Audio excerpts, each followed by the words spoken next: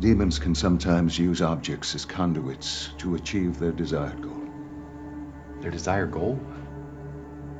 Our souls, John. It wants her soul. No. Demons can't just take souls, Mia. The soul needs to be offered to the demon before it can take it. Welcome to Now Playing's The Conjuring retrospective series. It scares us just thinking about it. When you hear it, you're gonna think we're insane. Hosted by Marjorie. I'm gonna get you now. I can hear you breathing. Arnie. Oh my God. It's standing right behind you. And Stuart. God brought us together for a reason. This is it. This review will contain detailed plot spoilers and harsh language. Listener discretion is advised. Okay, go ahead. Where do I start? From the first occurrence. Today we're discussing The Nun, starring Demian Bichir, Taissa Farmiga, Jonas Bloquet, directed by Corin Hardy. This is the Now Playing co-host who's second to none, Arnie. And your Marquis of Snakes, Stuart. This is Marjorie. So welcome back to the Conjuring series. This series has not gone so well for us. 2 Annabelles and 2 Conjurings and a lot of disappointed listeners. Yeah, burning scarlet red arrows for most of it. 1 soul green one. And I stand by it. I mean, I haven't gone back to watch it. But I was mildly engaged by Annabelle Creation because I thought they did a great job building that house and milking the atmosphere. I have come to realize Conjuring, because they're so militant about pursuing, air quotes, the truth, they don't want to have subtext. They don't want to explore deeper themes. So they're just these really thin stories. Can we fake you into believing this is real? But if they can get an atmosphere, they can get a green arrow. That's what I advocate. Annabelle Creation had atmosphere. It had some solid filmmaking chops. So was it great? No, but I definitely think it was recommendable. The rest of it, yeah, not so much. I continue to get The Conjuring confused with all the other ghost hunting series of Insidious and, to a degree, Sinister. How could you not? It seems that ghosts are the new slashers. Even Ouija, I started to get confused in because that second one kind of had some things in common with Conjuring 2, but I did re-listen to our old podcast, and then I went, oh, okay, so that one was Conjuring 2, with the dentures and the home repair and the old-timey music and taking place in London and London Calling by the Clash. It all came back to me in a flood. I have not revisited any Conjuring or Annabelle movie and would continue to not choose to.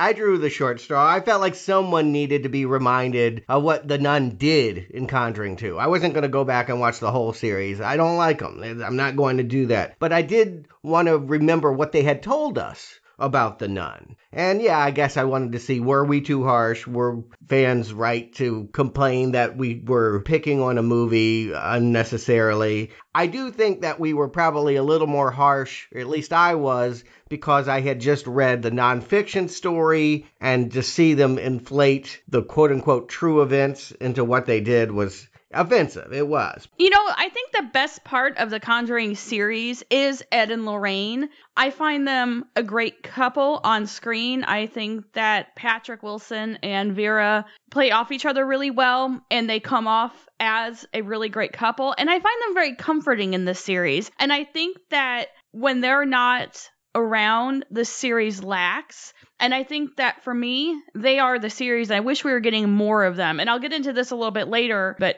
I really missed Ed and Lorraine. I agree. I like those actors. That is what I remember. That's why I can distinguish The Conjuring from other horror series, is like, hey, at least they always got those two. But I also just think it's a muddy story that completely falls apart at the halfway mark. They have too much going on. There's the old man in the chair, there's the crooked man popping out of the zoetrope Troy, and then there's Valak. You know, you almost forget that they have this nun there. It's only because she looks so creepy that I think she left a mark, and that they thought, hey, yeah, maybe she can have her own spinoff. But As far as our main attraction today, I felt like I needed to go back to Conjuring 2 because I couldn't remember what Valak did.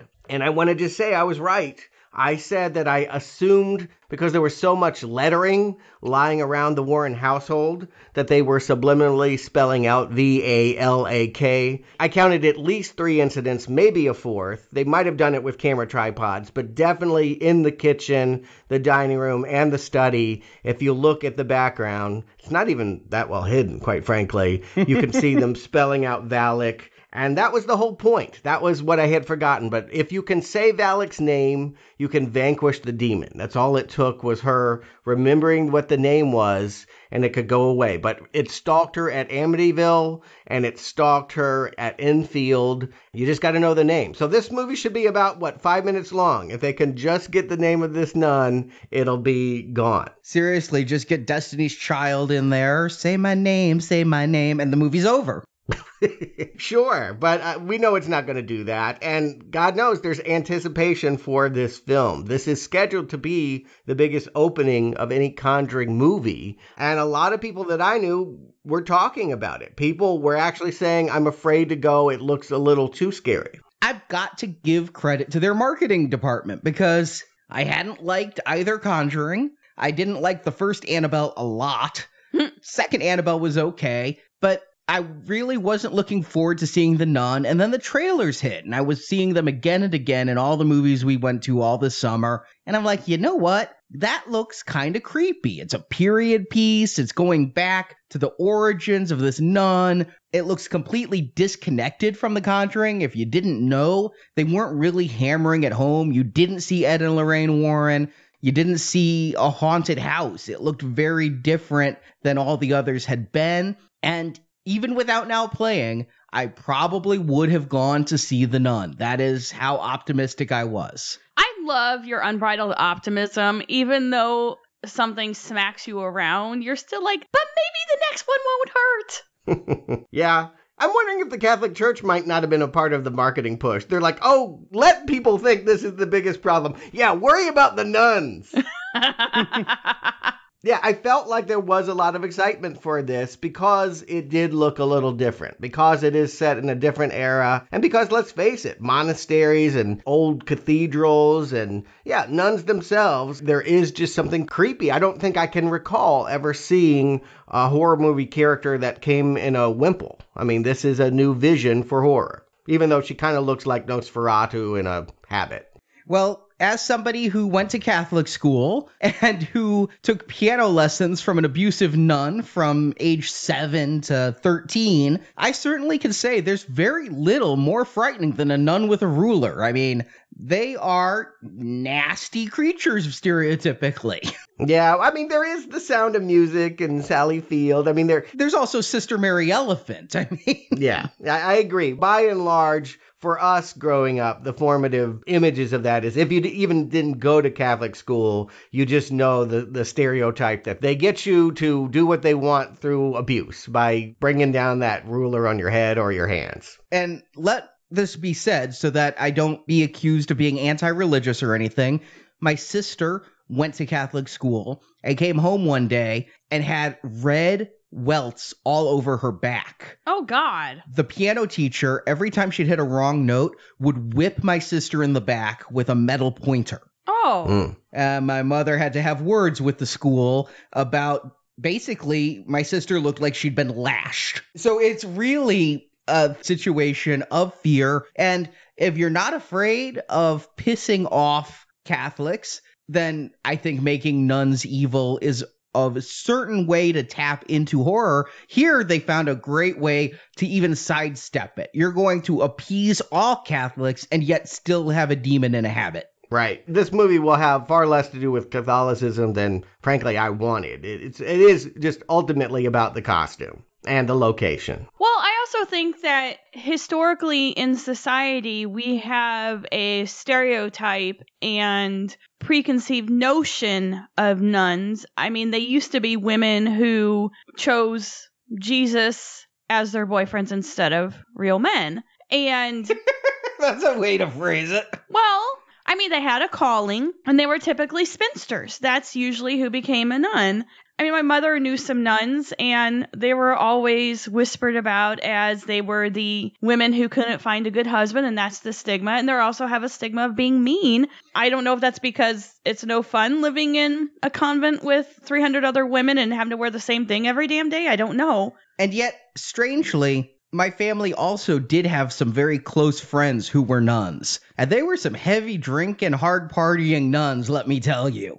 They may not have indulged in a lot of life's pleasures, but if liquor was one of them, they indulged heavily, and they were always at our house. So I've seen both sides of the habit. But yeah, I mean, in today's society, I think nuns have a much better reputation than priests. Yeah, that's what I was getting at. This is actually a good PR for the Catholic Church. Of like, this is the problem. Focus on this. One evil nun in Romania.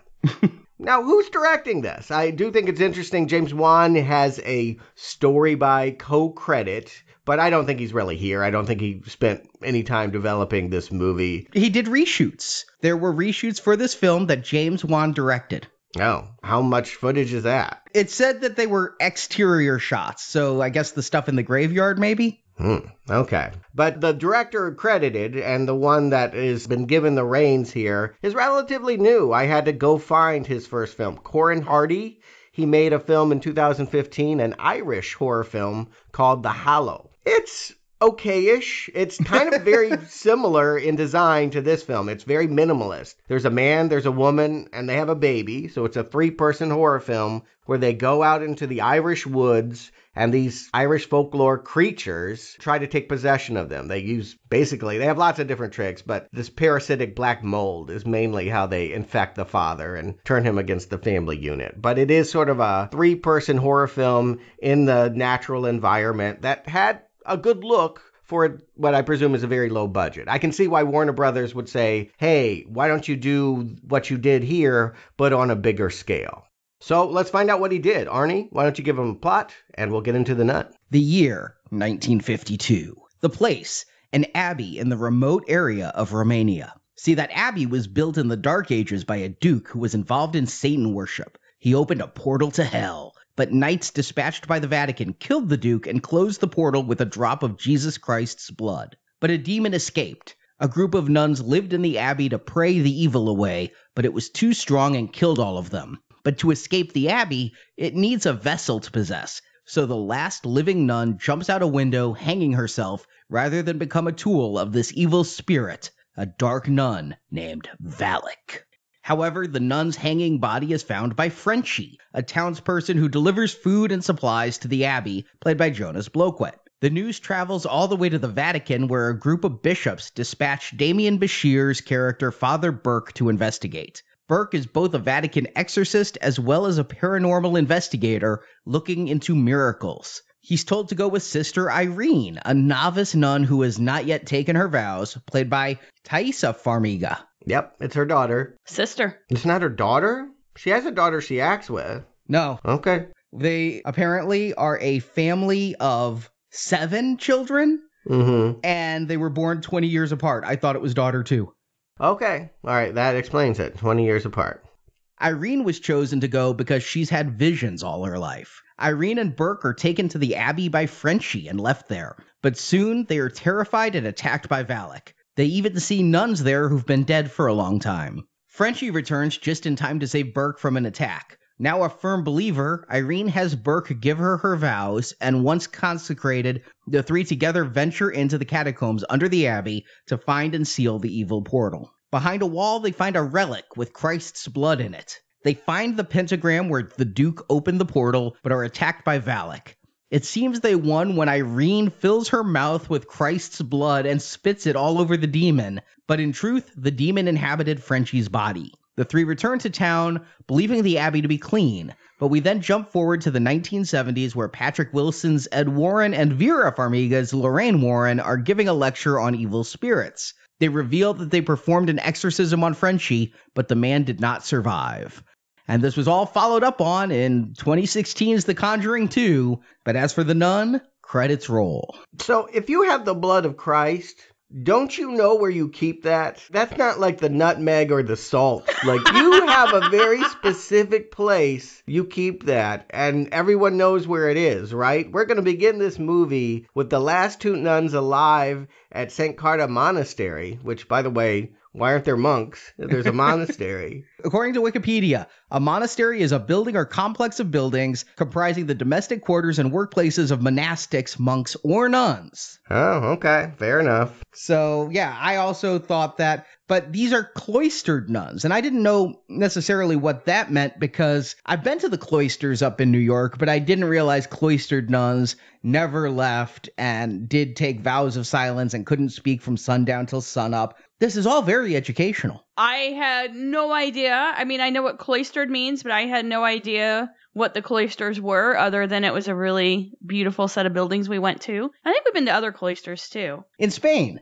I wish it had been about this. I honestly feel like when we get to the backstory, I'm like, wow, man, if that had only been the movie, if this had been taking place in ancient times and we really saw the women that had to first deal with maybe even one of their own getting possessed. But everything about this setup is very facile. I'm just irritated that they set this up like they're going in through this door and it's, ominously marked, God ends here, and should they do this? I'm thinking, are they releasing the demon? Is there something that has them doing this? They're just bumbling around trying to find the Christ blood. Well, on the other hand, I would say that Christ's blood is probably something that would fetch a good amount on eBay or back in the 50s, maybe a regular auction, and you just wouldn't want to keep it out for everyone to see. In fact, it both surprises me and creeps me out that the Vatican might have. How much of Christ's blood did they pick up? I mean, you can't just give it to one set and leave it there. I think you'd leave it in the Vatican and send out a bishop, if not the Pope himself, when a drop is needed. You wouldn't just be like, here, you get a vial and you get a vial. It's not like Oprah with a car. It's in an atomizer, so I think they've done something to, distill it with other things. They're making it stretch out. Yeah, because if you've ever left a liquid, like, for example, vanilla extract, in a jar, it does dry out over time. It's ode to Jesus. But anyway, my point is, they don't know where it is. That is irritating to me. Well, I'm okay with somebody having hid it. Yeah, the sisters should have hidden it from the world, hence why they're cloistered. But this was the movie. The movie should have been watching a nunnery deal with evil. And instead, we're going to see the last of those get wiped out here kind of inexplicably. Yeah, the nun went into the lair of Valak looking for the blood, or she didn't have the blood, she didn't have a drop on her finger to spread on the pentagram. No, she has blood on her when she comes out screaming because she got her ass kicked. Good jump scare seeing the bloody hands pop out from the pitch black of the doorway. I'm going to give this movie this. It has quite a few jump scares. Yes, however, I would like to say that every single jump scare that happened, I was anticipating a jump scare when it happened. Yeah, you're just bracing for it. You're not really jumping out of fear. You're just anticipating getting hit. That's just conditioning. When you know every 5 minutes it gets quiet. Yes, but I really think it's a special skill if you can do it when I don't expect it, or to make an unexpected item to jump out or person. You know what I mean? This was very rote in the jump scares. And every single thing that happened, I'm like, oh, yep, they're setting this up, and then it happened. So I feel it was very amateurish that way. Yeah. This movie is not a bit scary. Despite all of the things that they have in it that are atmospheric, they have a lot to play with here. I love the idea of being in catacombs underneath a nunnery in Romania, no less, in the 1950s. All of this is rich in mood, but it is not filled with a lot of good scares. Valak looks scary, but nothing that she does is that terrifying. I'll agree. There was one jump scare that did get me. And the one in the trailer, which we'll get to, it's near the end of the movie, but they spoil it in the trailer, where there's 2 nuns attacking and you don't expect it. That still got a jump out of me. But this is not a scary movie, but it is atmospheric. What disappointed me a little bit, though, was that it was the 50s. Seeing the trailers, you're stuck in this monastery that's built in the Dark Ages, and all you see is nuns and priests, and those people could be around at any time. I really thought we'd go back to the history of Valak. I thought we might be having a story set in the 19th or even 18th century, something like that, to really take us to a different time period than these horror films have gone. But no, we're going to stay in the 50s and still the same time period as we've seen with Annabelle and everything else. Yes, Arnie, I wanted that movie. It's not an origin story for the nun. That will take all of 5 seconds. They'll show us that what is essentially the flashback to tell us how the demon got to Earth should have been this entire film. I would have liked to have seen that dramatized and not referenced as we watch this St. Carta monastery essentially collapse here. Victoria is now the last person alive and decides she has better odds at going and committing suicide than trying to find that vial of Christ's blood and fighting Valak. You know, this movie wasn't scary. I completely agree with you guys. And it takes a lot to scare me, I think, at this point in my life, having grown up in horror movies. But this did give me a huge curiosity about nuns and becoming a nun and monasteries and things like that. And now I'm like, well, I want to learn more about this. Is it really like this in the movie? So they gave me some Google fodder, at least. Yeah, I'm curious if nuns have to lay down on their face in order to be consecrated. That was weird. Let me give you a recommendation then. There was a really good independent film that came out last year called Novitiate. And it is about all the women that have taken a temporary promise and the months of training it takes to finally do the commitment. They'll show you the ceremony. They'll show you a lot of different women. It's actually very good. Okay, well, now I have something to watch. Thanks. And it doesn't involve, jumping out a window and hanging yourself here. But the reason this woman does it is because, and this is really undermining the whole film, Valak needs a vessel. You know, it's why does God need a starship? Why does Valak need a body to get out of the monastery? You know what would have been a lot easier than keeping a whole bunch of nuns as sacrificial lambs in a monastery? Leave it empty. Nobody go in there. But they have to pray to keep him at bay. But if there's no one there, he needs a body to get out. So the prayer just protected the people who were already there. Yeah, there might be an interesting criticism of the Catholic Church here in the idea that they think that women are disposable in this way. Oh, we'll just stick a bunch of women here to kind of pray and keep it in. And then they also mention the fact that they have all these giant crucifixes on the lawn, not to keep evil out, but to keep it within. They're invested in making sure that the evil spirit doesn't get out, and they're willing to sacrifice the lives of women to do so. Again, I think that's really neat drama to explore in detail. It's just a sort of passing thought here. It also seems like a reference to Conjuring 2. If you remember the climax of that film, Valak had possessed a little girl and was baiting her to jump out her bedroom window onto, it was a fallen tree that had gotten pointy and thus could spear her if she fell on it. Yes, fear the pointy tree. I did not remember that from the end of The Conjuring 2. I did not revisit The Conjuring 2, and so this was news to me. But I see what you did there. But then we jump to the Vatican, and this actually excites me. I actually like the line, for once, the Vatican is not the one keeping the secrets. That there's this entire Illuminati of the Vatican, which probably is true. They're probably onto something here with a bunch of bishops that have a lot of secrets, and they're going to send out their man in black, this being a priest, to investigate why a nun hung herself and got eaten up by crows. All right, so here is our Ed Warren, Demian Bichir. We're not going to get Patrick Wilson this time. Well, a little bit at the end, but the point is, this is our character who is touched by the supernatural. He has this whole backstory about in World War II, he oversaw an exorcism with a little boy that went wrong. Actually, I kind of liked him as a character. I think it was in part because I liked his relationship with Irene, Sister Irene, who from the moment she appeared on screen, without knowing who she was, I thought she was young Lorraine.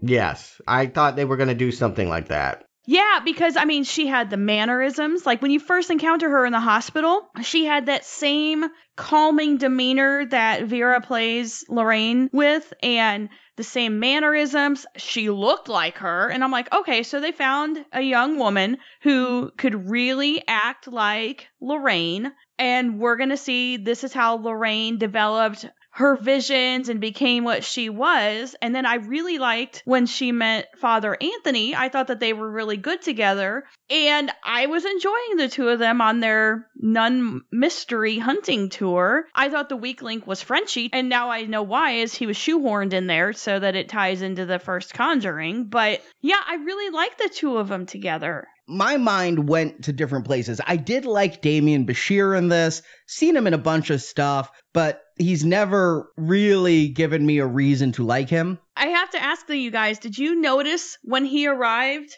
at the monastery, the imagery of him arriving and what it looked like? If you're saying, did they do the poster shot from The Exorcist? Yep. I didn't notice that, but it wouldn't surprise me. No, they did. He had the same hat, he had his bag, and he arrived in the same exact manner that I'm like, oh, look, Exorcist nod. Oh, I did not catch that. Yeah, that's probably the stuff that James Wan shot. Yeah. It probably is.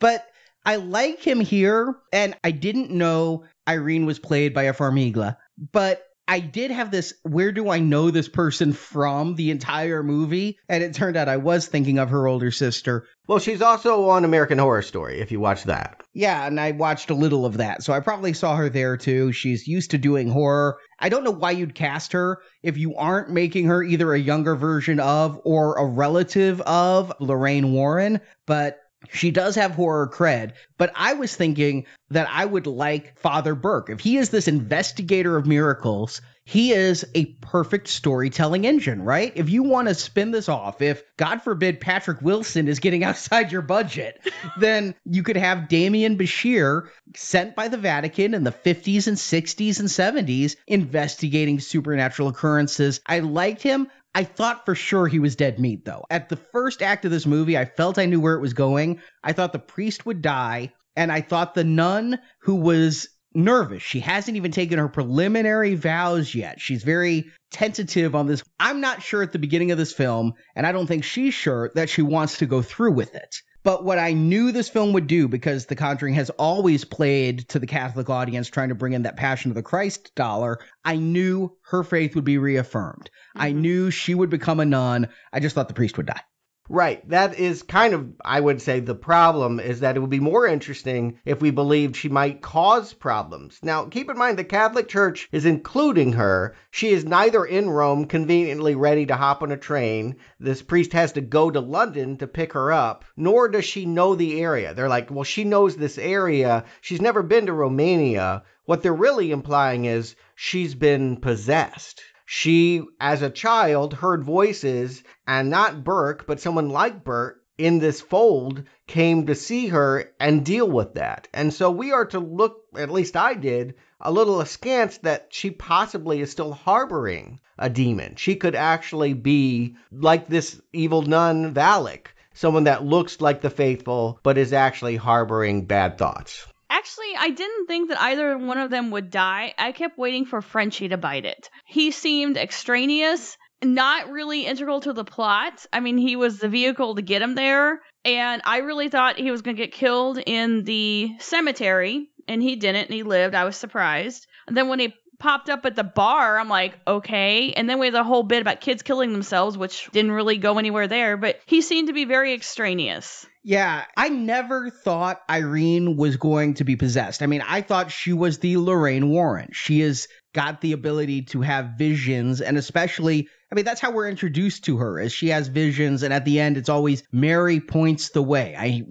These visions are going to play in and be her superpower. We have to have something supernatural to combat the supernatural. I not once thought she was possessed. Yeah, and that's a problem because they're teasing that idea. Why is the Catholic Church sending her? She's not really a nun yet. I understand they need a nun to maybe deal with the cloistered area. Maybe men are not allowed past a certain barrier. But why this one? Particularly if you think she might have ever been possessed by evil. I think the church knew that she had had these visions and possibly had been possessed, and I assumed anyway that they knew that her visions were Mary points the way, and they knew where the blood was, and that it's by the Mary statue, because it does illuminate where the key goes, and that's why they sent her. Yeah, I wondered that if they knew where the blood was, and they picked her because they knew Mary points the way was going to point them to the blood. But why couldn't they have just said to Father Burke, hey, by the way, you're going to need some Christ blood. It's by the Mary statue. Just look to the left if that's what they knew. Why did they have to be so mysterious? I mean, I know they are the Vatican. Yeah, if they're the Vatican, they got some on hand there. They could just give them a suitcase with it in there. I'm not buying any of it. I think this movie has been severely rewritten. I sense that studio execs got nervous about certain details and they just removed probably anything that ever got to tasting controversial. They're like, let's just almost wipe out the fact that this deals with Catholicism because we don't want to make waves there, and we'll just use the atmosphere of it. They want to play dress up and pretend they're the exorcist, but they don't want to really have any deep conversation about faith or any of that. So what we get is a very pared down movie that, despite its Romanian location, feels very Hollywood. Like you mentioned Frenchie. The reason why you include Frenchie is he's the olive branch to American audiences who avoid period European films. Or at least to French-Canadian audiences that avoid these films. No, he's very American. I mean, it's a stereotypical American portrayal of the French.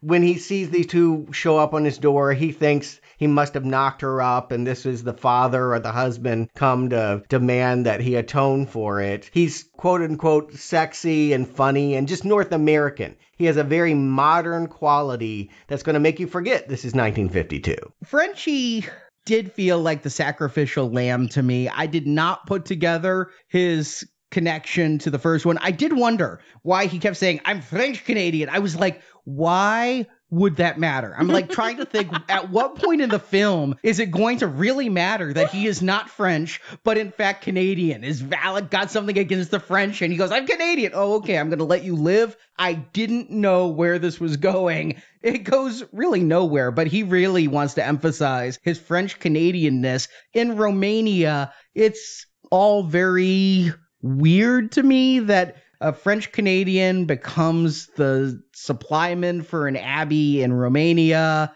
But Jonas Bloquet is a perfectly fine actor here. I don't have any problem with his performance. His character really doesn't do a whole lot. He gets up there and he's able to give the exposition about how the nuns get their food and that the townspeople think all the crosses around the abbey are there to keep evil in, not keep evil out. And then he goes away. He's funny. That's the point, is that, all right, we have a character that's going to take a vow and be celibate. And so he's going to be like, you're crazy. Let me knock you up. Let me get with you. Like, that's playing to a very broad audience that's keeping everything on the surface so that we never actually get into deeper questions of spirituality. I think he's French-Canadian because that means he's North American. And again, Americans don't like to see movies that don't have Americans in it. If you think about it, they rarely do not. You always have to include a proxy. I understand what you're saying, but I think because he was in the film so little, I forgot about him by the time he showed up in the town having a beer. And I felt like maybe there's a director's cut somewhere where there's more to him and more of him in the movie instead of what we got. Yeah, what we get in the middle of this movie are three characters that are bumbling around in the dark and occasionally run into each other. But there isn't a lot of momentum in the middle of this film. They get to the abbey. They meet possibly Valak. They call her the abbess, but she's wearing a black veil. She never reveals that she is Valak.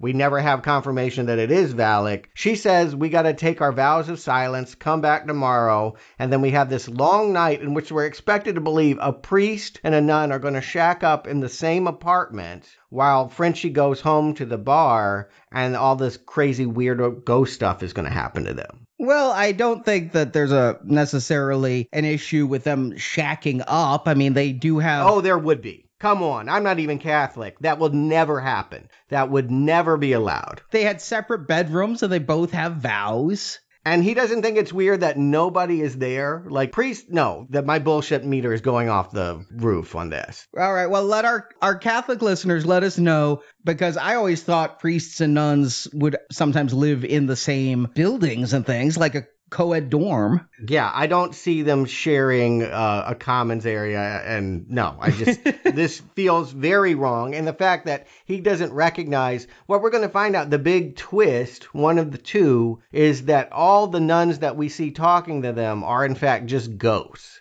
So that abbess must be Valak because everyone can see Valak, but only Irene can see the other nuns. Yeah, and I thought at first all these other nuns are just an apparition because the place is so sparse and we started with just those 2 nuns alone, one killing themselves. When they come back, I assume they're going into an empty abbey. But then there's all these other nuns around. The nuns stick around for so long, I become convinced they are real. And I'm like, that's just stupid. Arnie, I figured from the very first appearance of these other nuns that they were apparitions or illusions. I mean, I never once thought they were real, even as long as they were sticking around. What really drove it home was when they did the mass praying and they sat in a pentagram with her in the center. I did not catch that. Did they have lines? I didn't notice. Oh, for Christ's sake. That was not a pun. No, when you said a pentagram, I'm like... The points of a pentagram. You are familiar with a pentagram. Right, but I would not notice the 5 points of a pentagram being outlined without the lines in between them and things. Well, thank God I loved Ozzy Osbourne as a youngster. Well, I did end up believing them to be real, which I thought was just really poor writing, because where were all these nuns when the last 2 ran in and the one had to jump out the window? But I knew Mother Superior was not real. I mean, when you see a person in a horror movie, or even in real life, I'm going to say, dressed all in black with a black veil over their face and not showing, and they're speaking like this, they're evil. If you see one in real life, it's evil. Behead it. If you see one in a movie, it's evil. Someone should behead it. Yeah, I mean, I get that. You're right. Because we know the cliches of this stuff, we're able to infer what's going on. But this movie feels greatly reduced. Like, was this always the plan? Like, that they were just ghosts? Keep in mind, from the priest's perspective, the only person he met was that veiled woman who told him, go away. And ever since then, he's been in the convent, booking in the convent, and no one on any of the floors is there. I don't feel like he should be here at all. His storyline is that he's got to deal with the guilt of Daniel. And that this little boy that he didn't even tie up, he makes a great point of saying that the town tied him up in a barn and then I tried to help him. And despite the Catholic Church calling it a success, he actually died after I did my exorcism. How is that a success? And why is that his fault? And why do we have all of this stuff with a boy spitting up snakes that tries to bite this priest? This is all crap. Well, I kind of figured he went along because she hadn't taken her vows yet.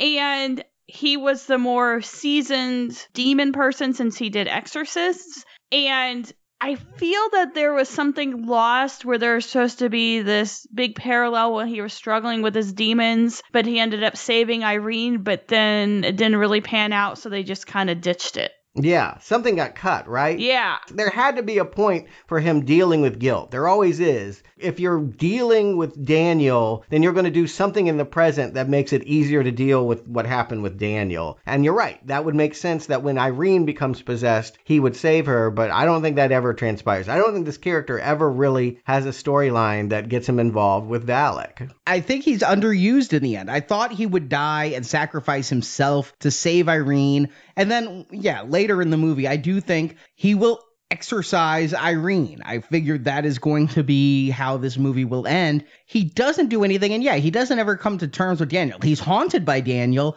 They get to replay all of the Conjuring scares of having a little boy running in the background, and you're following a little boy trying to figure out why and who and how, and they bring those cliches back, but yeah, it never pays off anywhere. I don't know if it's rewriting or bad writing. Yeah, or rewriting bad writing with more bad writing. It's hard to know here, but even Buried Alive, that's always a winner, right? Like Kill Bill Volume 2, or even that Ryan Reynolds film, Buried. You imagine yourself being buried in a coffin alive. That's horrifying to think about. And here, this scene is totally flat. And they conveniently have rigged a bell on his tombstone that he can just wake up Irene and save him. Well, everything in this movie was very predictable, because when they start talking about the bells and then the father goes out into the cemetery and is chasing, was it Daniel he was chasing? Mm-hmm. you knew he was going to fall into a grave. You knew before, when they were talking about the bells, that someone was going to fall into the grave. I thought it'd be Frenchie. Here's the thing. I assumed this was all a dream because it makes no sense. Are you telling me that Valak can do this kind of stuff? She can magically create a grave engraved with your name on it and then bury you instantly and have grass grow on it? I wasn't sure if the headstone was real because that felt very Nightmare on Elm Street, doesn't it? Like you fall into a grave and the headstone has your name on it already and then it gets filled in. The bells, I guess I just wasn't thinking it through. I did not figure somebody would be buried alive. I guess I was just too horrified by the thought of during the plague, people being like, yeah, this person's dead, let's bury him. And the person waking up being like, fuck! How did they figure that out? How did they ever figure it out that they needed to put the bells there? Who was the person who clawed themselves out and said, you motherfuckers? Yeah, again, a more interesting story than what we're seeing. I would have rather had that movie. Again, every time they talk about the past and the Dark Ages, I go, man, that's the missed opportunity. We should have seen that. We don't need to see this play out. And what I assumed would just be Burke sitting up in bed and going, woo, that was a dream. But actually, I think this was supposed to have happened. What it allows him to do is find a bunch of books that gives him the backstory of Valak, but he doesn't even need that because Irene goes off and talks to a ghost who tells her everything that he'll learn. But who put the books there? Was Valak like, these guys don't get it? Let me fake bury this guy, and he's going to get the books. I'm going to pick the grave that just so happens to have the book that says my name, that if he actually says it loud, I'm fucked. Yeah. Yeah, and I'll ring a bell so he can wake up the other chick and she can rescue him. It's, ugh. Yeah, this is so messy. Yeah, their ideas and their instincts of putting elements here are correct. The finesse by which they're putting it together is amateurish to say the least. And here's the thing, they're not containing the evil. The point of Frenchie going back to the bar is that we find the town is being plagued by Valak anyway. She's already extended herself beyond the land of the crucifixes because now 12-year-old children are hanging themselves in town. But why? Because Valak is making them, and that's the point. But we're not getting any more information about that. Why is Valak picking on the preteen crowd? Not why, how? Yeah. I thought the point was it was trapped and needed a vessel to get out, and no, actually, it's already out. The scene in town felt out of place. It may have been one of the pickup shots or something, but to see all these people in a movie that had been pretty focused on 3, and to hear that these kids are killing themselves, and to see Frenchie willingly go, I got the feeling Frenchie was a coward. He ran the hell out of there. He didn't want to go. Another redemption story missed. I think that's part of either someone started the idea or had it and they ended up cutting it,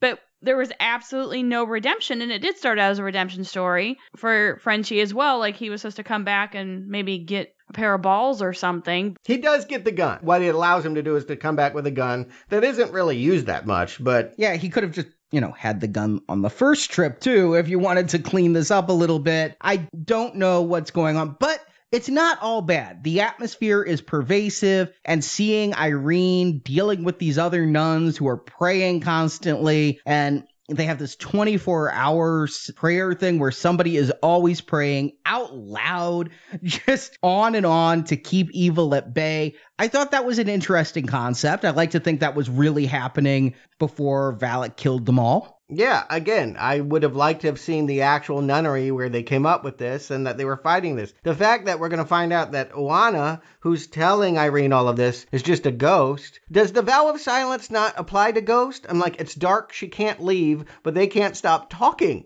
I thought you had a vow of silence. Yeah, there's a lot of fine writing down at the bottom and asterisks that when you take this vow of silence. Yes. The fine print. Yeah, like if an early 20s almost nun visits with a priest who's done an exorcist, do this. But if not, do that. I don't know, but what I'm saying is by the middle of this movie, all hope is lost. I just feel like, whatever cool atmosphere they had at the beginning, it is all gone now. And now it just becomes a series of jump scares. Now the whole movie resides on epiphanies. One really irritating one is because this nun told Burke his crossword clue was deliveries, that reminds him in a pivotal moment that the door mark deliveries will lead him into the locked abbey. That was a little bit silly to me, that like the crossword puzzle points the way.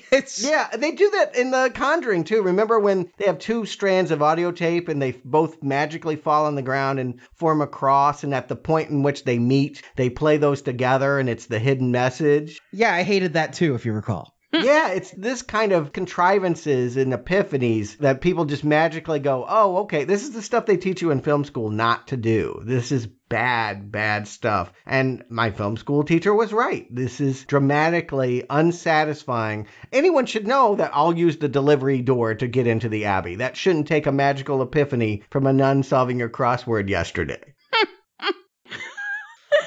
Yeah, you say it out loud and everyone understands. Oh, yes, that's terrible. We have to rewrite this. It's not making a whole lot of sense. I'm going with the vibe, but if I think about it too much, it starts to hurt. What I was actually focused on was this guy in the seats in front of us. It was a moderately full IMAX screening. This guy was leaning forward more and more. He was getting so into it. He had his hands over his mouth like, oh my God. He was so into it. And I'm like, what am I missing? I think the thing that they get right in all these Conjuring movies is that they evoke powerful imagery that feels consecrated in some kind of historical truth. Like you can maybe kind of half buy that this really happened because they've set up period details in such a way, and it is just kind of ominous. But by the middle of all of these Conjuring movies, that gets shattered. We've been pulverized by too many illogical plot turns. And then, like, the ending just becomes ridiculous. It's like a Sam Raimi, like, comedy bit with the witch popping out of water, Apocalypse Now style, and choking people Darth Vader-like, and it's gone by that point. I'll give the movie this. I was not happy with Valak in Conjuring 2. I thought the CGI mouth was just over the top and not scary. They have fixed that here. I know they still did CGI to do Valak, but it looks scarier. It looks less fake. It looks more gross. And there was that scene where you see Valak behind Irene, or you see a nun. There's a whole bunch of nuns, but you never see their faces. They're just black shapes in habits. And you see the one behind Irene, and you're like, oh, there's Valak, okay. And then one jumps from the side and attacks Irene. That was the jump scare that got me excited, because I jumped in the trailer twice for that one. And yeah, it's cheap, right? Silence. Big noise! And you're going to jump just at the sound, but that is a solid jump scare. And it's not even, oh boy, I jumped and it was the cat. It was truly an attack. That was well done.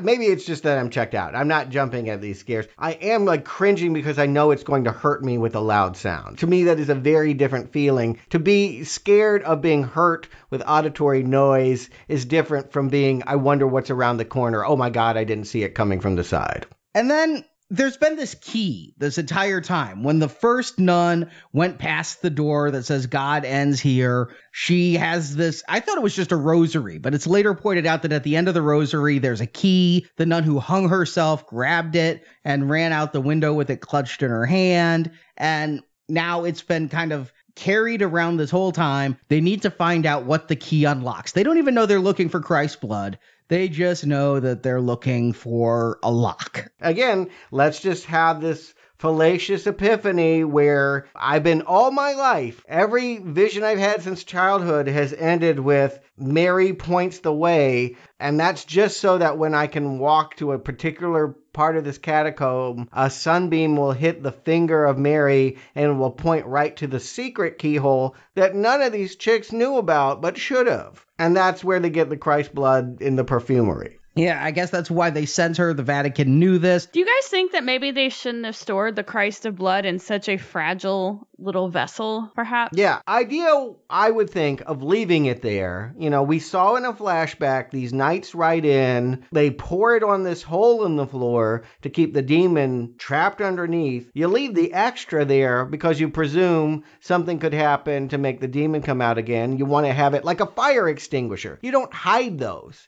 They're not secret locations. Everyone can see where the fire extinguisher is. In case there's a fire, you put it out. I don't know why you would hide this way. But she's only able to find it after she takes her vows. And For me, I think, and this may just be saying my stance, or maybe this is the times we live in, but I would think if you have a nun who's questioning whether or not to become a nun. She's not. Well, she was at the beginning.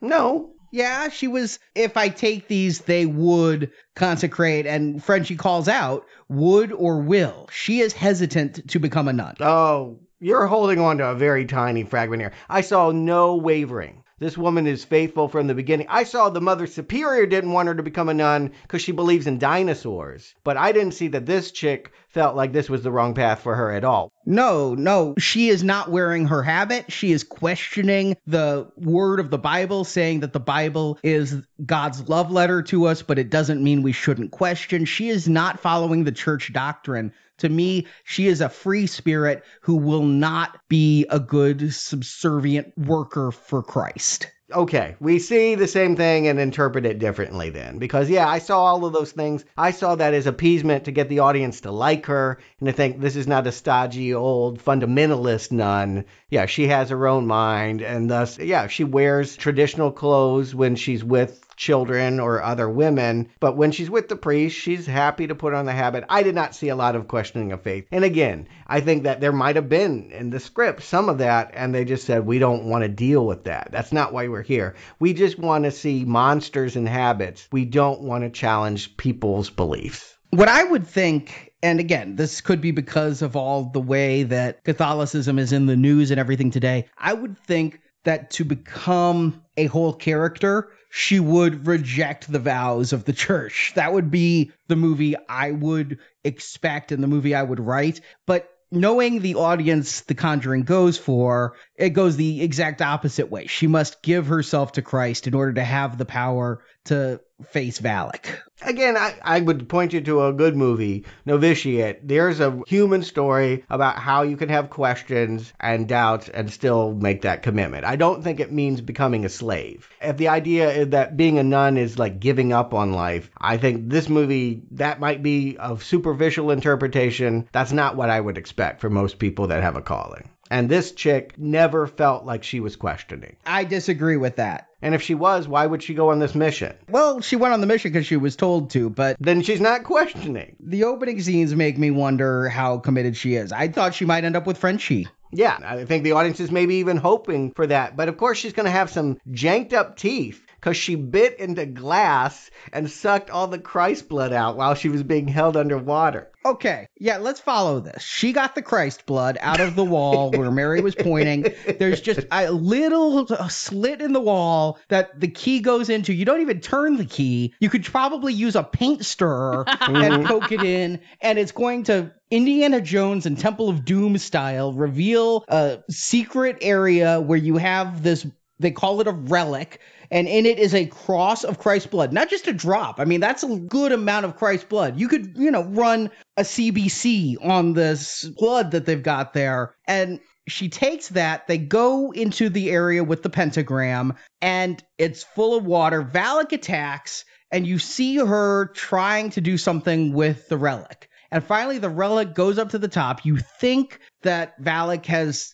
drowned/strangled Irene. But somehow, underwater, Irene broke the bauble. She bit it. She must have done it with her teeth. I thought she broke the bauble maybe with her hand, but inside the bauble was that cross of blood that, somehow underwater, she opened her mouth underwater to suck in blood and not suck in water? How does that work? Yeah, it doesn't work. It's really, really bad. So she can spit it in her face when she pulls her out. I mean, what if she had died underwater? What if she was held another minute? It's such a bad plan. Couldn't you just break the blood in the water and let it dilute but still have power? So as long as Valak's in the water? How about break it on Valak's face? The end. Yeah, perhaps the blood of Christ has to be like a certain potency and it can't be diluted.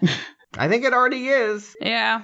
And this causes Valak, it acts like alien blood. The one scene I did like earlier is they're fighting one of the demons, and Burke says, give me that cross. They pour holy water on the cross burns and it sets the demon on fire. I liked that. And so here you get a similar burning thing. It's like Valak starts to be eaten away by Christ's blood like it's acid. I'm thinking it's overkill. They said a drop of Christ's blood. This is a mouthful of Christ's blood. But Valak's defeated, right? How did Valak get into Frenchie if it was defeated? I'm assuming, well, I don't think it's there. Maybe if I went back and saw this film a second time, which I will never do, we can see that moment. We saw him thrown around on some pillars. She held him up Darth Vader style, but she couldn't have possessed him while she was beating him up. It would have to come in the moment where, to revive Irene, he gives her mouth to mouth. He gives her the kiss of life. So I'm assuming there must have been some transference in that kiss. You know, he was always pressuring this nun who wanted to be celibate for sex, and that's why he got it. Well, I thought that he had died. I thought Valak killed him when she was holding him up. You hear this crunch of his neck. And so I thought she had killed him. And so when he's giving her mouth to mouth, I'm confused. I think Valak took over his corpse and reanimated it and gave Irene mouth to mouth just to fake being good so that they didn't question him. Sure, whatever. I don't know. I'm just trying to make sense of this. Too bad. You're watching a Conjuring movie. But they cheated by showing us the scene after to see how Frenchie gets possessed. I think that's cheating. I kind of agree with you. I like the fact that it's subtle. He's like rubbing the back of his neck and you see the inverted cross. I didn't see it coming. It was a decent twist. Come on, we know that Valak had to get to the Warrens. We know it wasn't defeated forever. Mm-hmm. Yeah, you're right. In fact, there's not even a good sequel here because you can't have a Nun 2. The Nun 2 is Conjuring 2 and it already came out. As we find out when they take a scene from The Conjuring 1, but change it. I did go back and rewatch this scene in The Conjuring 1 to see. I could not remember. I remembered Ed and Lorraine Warren discussing the steps of possession, which are annoyance and then oppression and then possession. I think I'm getting possessed because I'm so annoyed. But in this one, they talk about the French Canadian, who some people called Frenchie, who was possessed, and the Warrens did the exorcism. They did refilm it, and they did insert a line. They had Patrick Wilson record a line saying people called him Frenchie, and they refilmed the scene with this actor because this actor is not the same who played the French Canadian in the first Conjuring. So it's a big retcon refilm here. Yeah, not only that. I mean, what you're talking about is 43 minutes into The Conjuring 1. Lily Taylor goes to see them. They watch the film. The actor on screen looks nothing like this actor that they have. But, okay, some time had passed. He was in middle age. Whatever. He has the same name. But they say his backstory. He was possessed because his father molested and tortured him. There's no evidence of that in this film. They also say he got married. So did Valak come back? Because what they said is he tried to shoot his wife, but only shot her in the arm, and then he shot himself. So did Valak come back, because Frenchie was obviously single in Romania, come back, decides to take a wife and have some little half-demon children, and then show off signs of possession? Or do you just tear down the curtain and go, this movie is a sham, and walk away shredding it? Yeah, it is a terrible retcon. If you go back and rewatch Conjuring 1, it's not at all the same. They refilmed, they redid dialogue, and they cut dialogue here so that it appears to fit. But they need to, like, George Lucas Conjuring Special Edition in order to put that scene in the first one. But I don't think that they're expecting you to do this is the problem. Yes, they do not trust in the intelligence of the audience. No, they don't. When we saw it, I was expecting a movie theater full of younger people because that seems to be the crowd for horror movies. In fact, this was actually filled with people who were 50 and older, which I was surprised. It was an older crowd than I usually see at horror movies. And I don't know if it was the subject matter or maybe they thought it was something else, like mistakenly thought, like my parents thinking The Shape of Water was a Disney movie for my niece and nephew. Mm-hmm. So it was an odd crowd for a horror movie, and I don't know what that reason was, because usually The Conjuring brings the under 21 crowd, the 18 to 21 people out. So I don't know. Yeah, I'd love to know if people thought it was a remake of the TV series Flying Nun that they would make of this. With Sally Field. Yeah, I don't know. Yeah, if you didn't know this was part of the Conjuring universe, what you would make of this. Or the hills are alive with the stank of conjuring. But Marjorie, Stuart, do you recommend The Nun? Marjorie. I have taken a vow to not recommend this movie, and let me tell you why. I'm shocked because you came out saying it wasn't as bad as you thought. It wasn't as bad as I thought. However, it's sloppy. It is a sloppy movie in the plot, the actions. The one thing that I thought was amazing was the sister who played Irene. I thought she was a really good actress. I also think her sister's a really good actress. Maybe it runs in the family. I kind of liked her relationship with the father. I think that it was, I don't know, they were a good crime-busting duo, and it wasn't their fault they were in a shitty horror movie. But I found it more tolerable than The Conjuring. First of all, it didn't have that horrible horn scare sound all the time, so I didn't have to dread anytime something was going to jump out with a whee sound. But it's very sloppy. You don't need to see it to fit in the Conjuring universe. I mean, you're not missing anything by seeing this movie. It's going to get a sequel. It did well.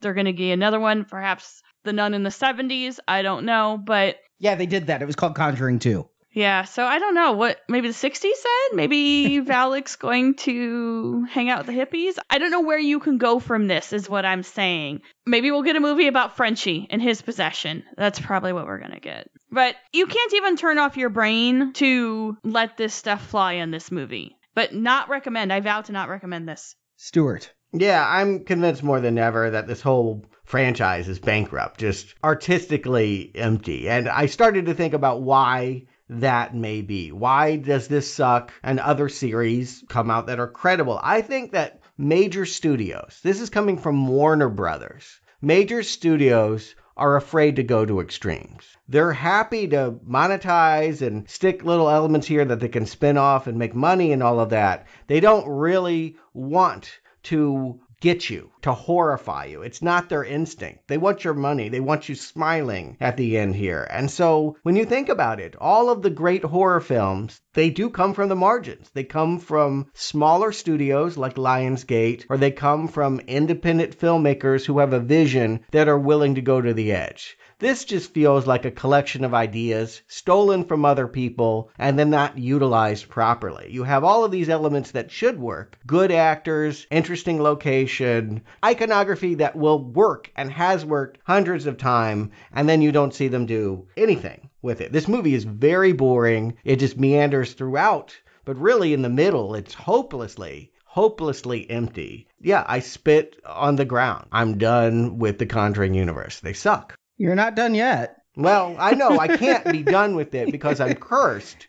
But what I'm saying is I will never come into another one of these films thinking it will be good because the idea behind it is not good. I actually think this one might be my least favorite. It's got the Doctor Strange effect of like, there are probably worse ones, but this one made me the angriest. It's so bad. It didn't have to be bad. It could have easily been good, but they didn't want it to be good. They wanted it to be money-making. Yes. And this is the person who's actually given the only green arrow in the series, ladies and gentlemen. Yeah. I don't regret that. I'm just sidestep. I think that was a well-made film, even though it was empty too. At least it had its atmosphere. This is just absolute crap. How many recommends did this get? None. I'll agree with you on artistically bankrupt. I can't say absolute crap. I felt this was really rote. I didn't get invested in anyone. And while all the way through the movie, I'm like, there's nothing outrageously stupid until the very end. It's just there. I can't be angry at it, but I wasn't loving it. I just kept trying to get into the movie. And yeah, I like Demian Bichir in this, and I like Taissa Farmiga in this. I think they're both really good, and I do think that they could be a new Ed and Lorraine Warren. The movie's called The Nun. I have to think the title refers to Sister Irene, because Valak was not in this movie very much. Mm-hmm. I'd have to go back and rewatch Annabelle 2 to see if this is the best of the Conjuring series, but that's like being the fastest Yugo car. You know what I'm saying? It's being the best of a bad lot still makes a bad film.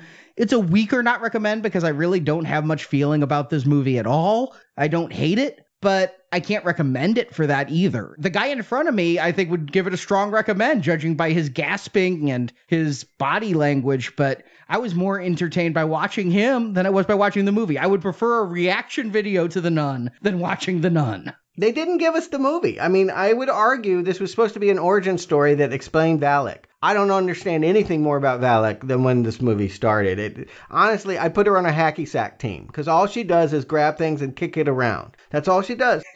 How much easier would it be for me to love and strongly recommend this movie? It would have been so easy. You just modify some things and you ask some questions and get some answers. I mean, think if this were like John Carpenter's The Thing and A Nunnery. Like, you could do some crazy, twisted stuff in that kind of environment. But this is a studio film, and this studio, Warner Brothers, does not want to scare you like that. They'll scare you with jump scares. They don't want to get into the deeper kinds of horror, the stuff that upsets me. They're not capable of making the film that I wanted to see. They want to play it safe for the mass audiences and not make anyone uncomfortable. And keep creating spin-offs, which I think Arnie's rightly pointed out. The next time we'll see these two together investigating something else. I think they're done with The Nun. They've told that story. It's full circle. But these two can go off and endlessly find new things. Yeah, except The Nun made $50 million, so there will be Nun 2.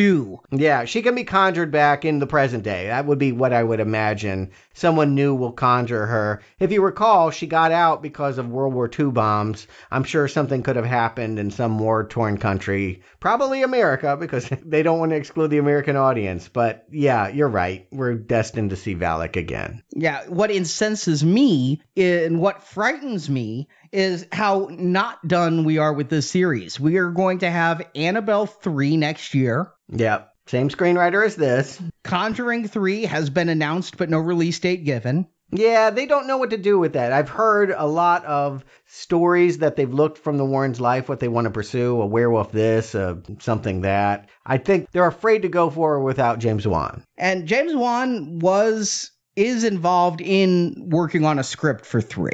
Okay. Yeah, I don't think they'll make it without him. Heavily involved. I don't think he'll direct, but I think because, he's doing bigger films. Aquaman? But maybe he will. He likes to go back and every so often do a small one. But then The Crooked Man is still coming too. And I'd much rather have this Nun movie. Of all the Conjuring 2 demons, Nun was the best one to pick up on, not this Crooked Man. Yeah, that's my anger, is that the Nun was the scariest thing the Conjuring universe has put forward. They did nothing with her. And yeah, Crooked Man, they already made that film. It was called Slender Man.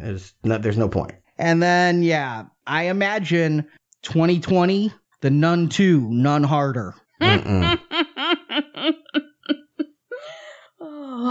it will get no recommends.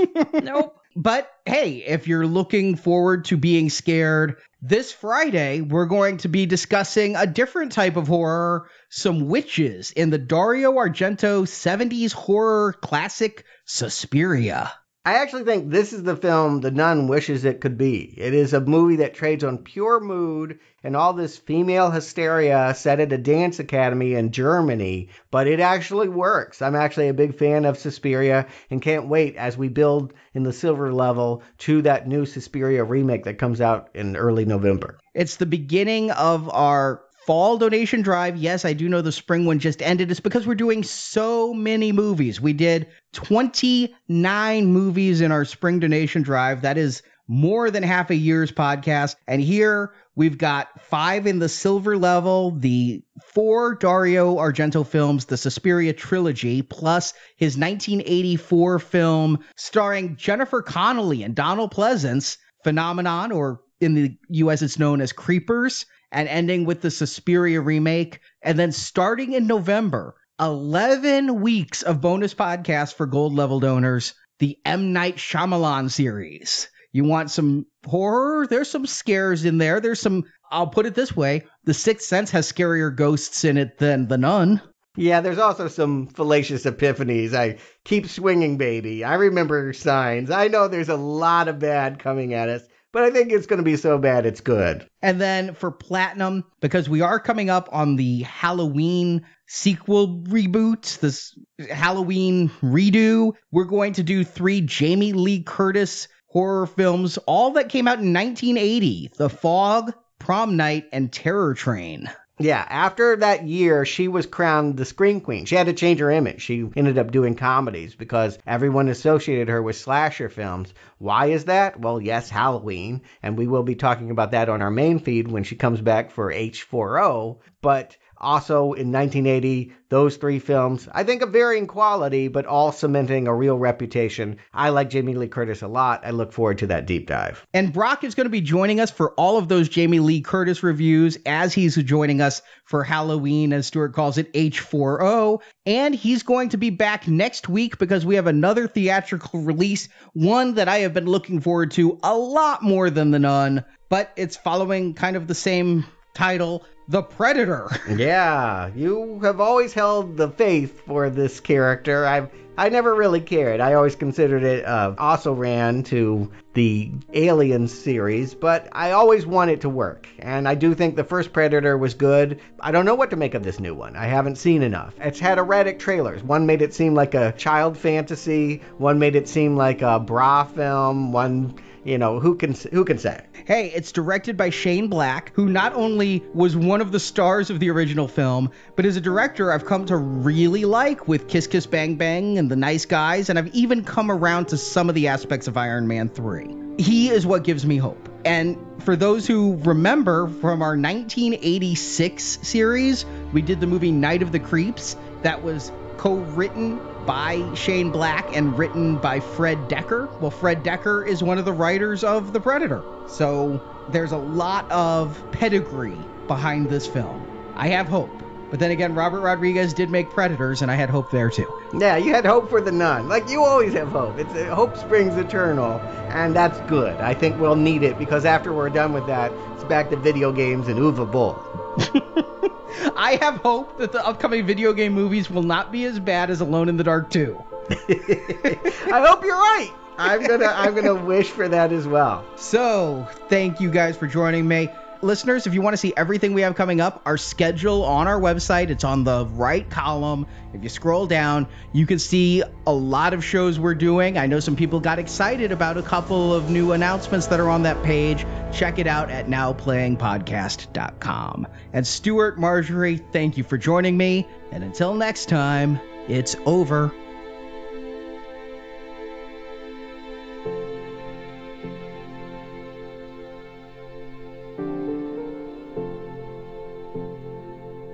You survived. You don't come out the other side of something like this weaker. What is there left to be scared of? Thank you for listening to this episode of Now Playing. We hope you've enjoyed the show. Pretty far out, isn't it? Yeah, it's groovy. You can hear more movie reviews at our website, nowplayingpodcast.com. In our archive section, you can find reviews of the Insidious films, A Nightmare on Elm Street, Halloween, Saw, and hundreds more. Look what she made me do. While at nowplayingpodcast.com, be sure to join our forums where you can discuss this review with other listeners. You can also follow Now Playing on Facebook and Twitter, where the hosts post new episode announcements and written movie reviews. The links to our social media pages can be found at nowplayingpodcast.com. Sometimes when you get haunted, it's like stepping on gum. You take it with you. Support from listeners like you help keep Now Playing operating. You can find a link to donate using PayPal at the bottom of our website, nowplayingpodcast.com. We got all the money tied up in this place and had a lot of repairs on top of that.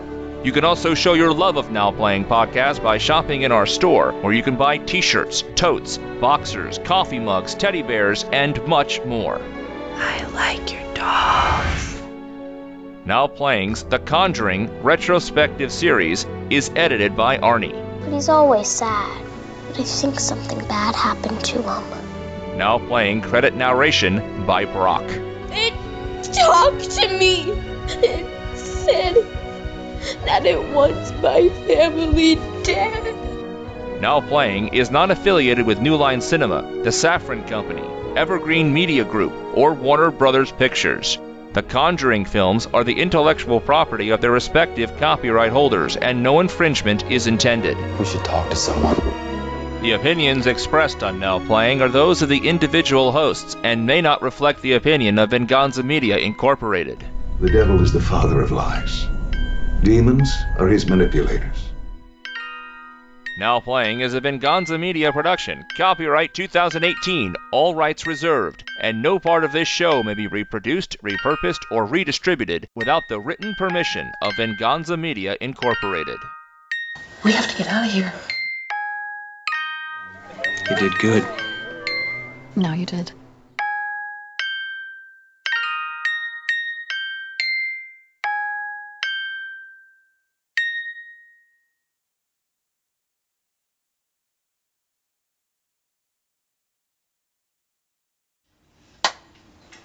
This is scheduled to be the biggest opening of any Conjuring movie this weekend. Or in any Conjuring movie in all history, not just any Conjuring movie coming out this weekend. Yes, exactly. Well, I have to say, I accidentally misread the title, and I thought it said 1852, and I was really confused when I saw a truck. Yeah. Who stars in it? Jennifer Connelly. Donald Pleasance. I kept thinking Jennifer Beal, and I'm like, that's not right. No.